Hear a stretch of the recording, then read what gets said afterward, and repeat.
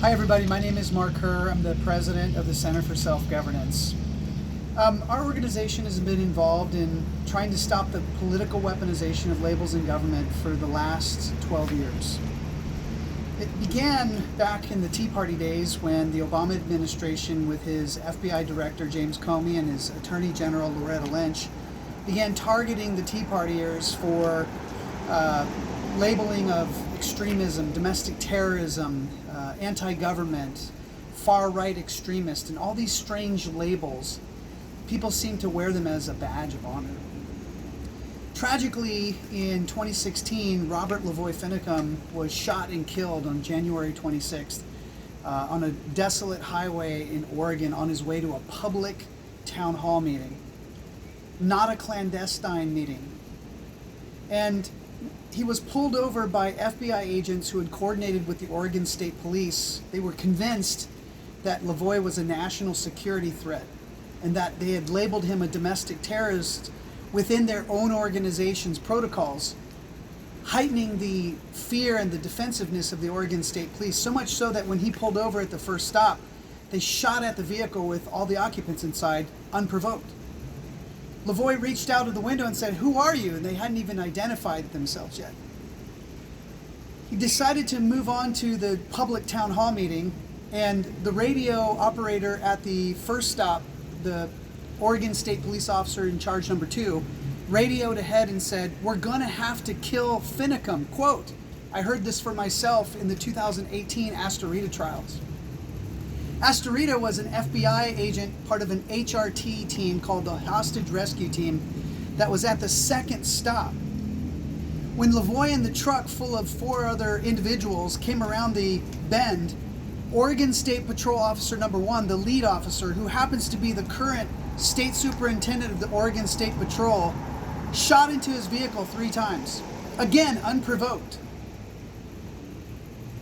In order to avoid the vehicles, the roadblock, LaVoy swerved off into the snowbanks. He did not run into their vehicles, and he did not trap an FBI agent under his truck. He decided to get out of the vehicle with his hands in the air, and he was shot at twice. One of those bullets is in the shoulders of one of the passengers till this day.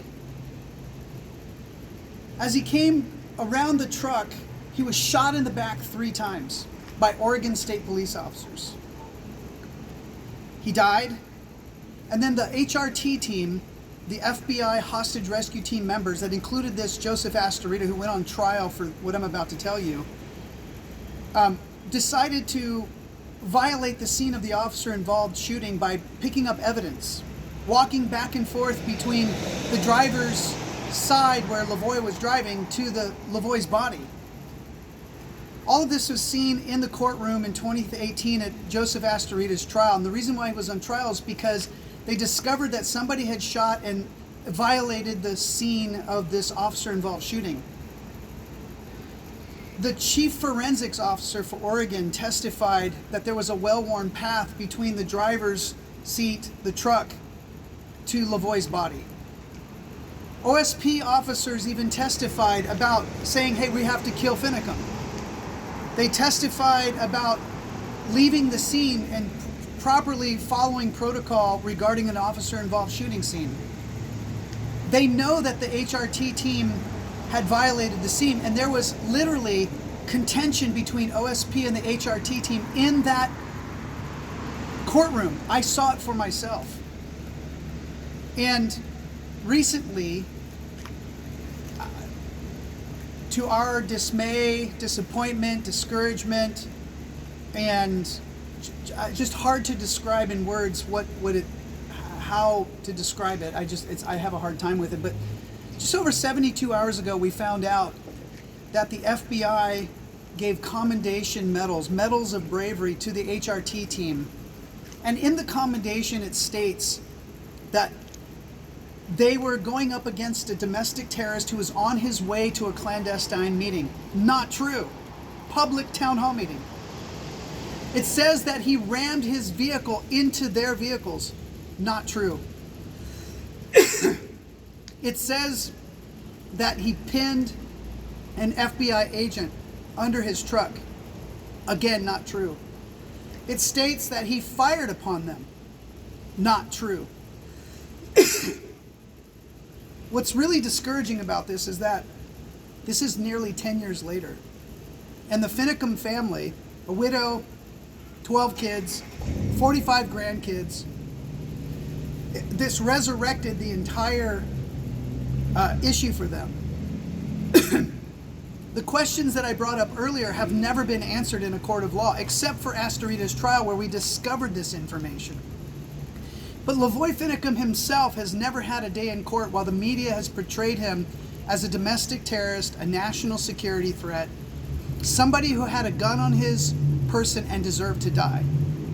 But here you have a commendation medal, a Medal of Bravery, being given to individuals that in a courtroom I saw for myself had violated the scene of an officer-involved shooting, where they had convinced the Oregon State Police that LaVoy Finicum was a national security threat, a domestic terrorist who deserved to die and be shot at without provocation. This is what you do in warfare.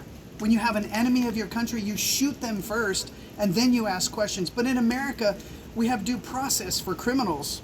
Even if he had done something wrong by taking over the refuge and being a trespasser, or whatever the crimes were, there was criminal code for that.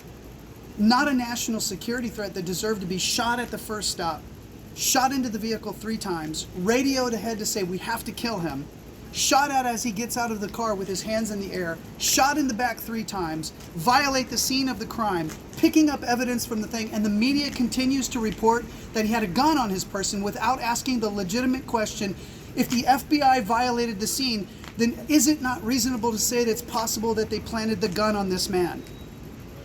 But in the meantime, the FBI is giving them a commendation, a Medal of Bravery, with false information.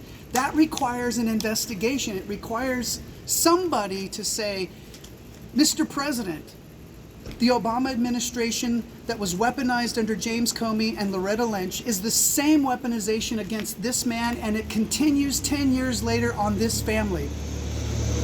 And on behalf of my family and the American people, I feel, whether I agreed with LaVoy and his protest in taking over a federal facility, it still did not warrant this much manipulation all the way into a Medal of Bravery that is supposed to be relegated for heroes who actually did something heroic.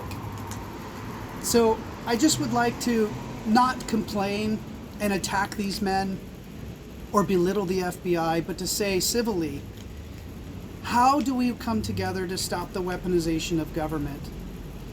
This family has suffered enough. They just want closure. They would prefer to clear his name, but at a bare minimum, correct the commendation. Do so publicly.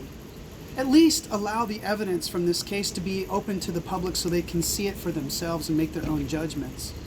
And at bare minimum, please tell us how in the world was a citizen of the United States designated a domestic terrorist, treated as a national security threat, where guns were fired at him first without provocation. And now his blood stains the soil of Oregon, and his family's hearts are ripped apart by this, I would call, miscarriage of justice.